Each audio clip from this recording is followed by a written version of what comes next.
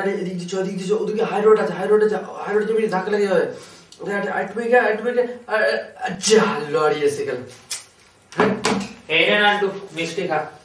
আরে ভান্ডুদা যে মিষ্টি কোনো খবর আছে কি?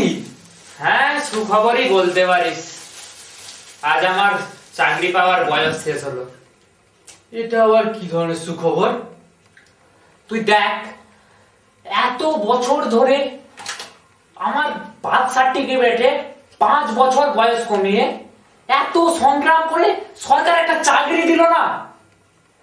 তাই আমি সরকারের বিরুদ্ধে সংগ্রাম করব। সংগ্রাম? ইয়েস, সংগ্রাম।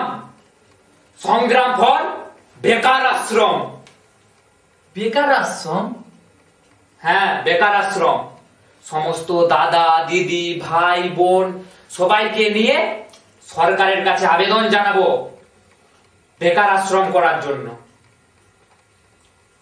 ভান্ডুদা এরকম কোনো আশ্রম আছে বলে তো আমার সেরকম মনে পড়ছে না।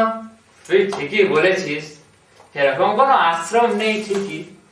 তবে তুই একবার ভাব, বৃদ্ধদের জন্য যদি বৃদ্ধাশ্রম হতে পারে, অনাথদের জন্য যদি অনাথ আশ্রম হতে পারে, তবে বেকারদের জন্য কেন বেকার আশ্রম হবে না?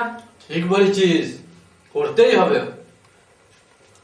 তা তুই দেখিস, আমাদের এই দাবিতে সরকারের চেয়ার পুরো টলমল টলমল করিয়ে দেবো।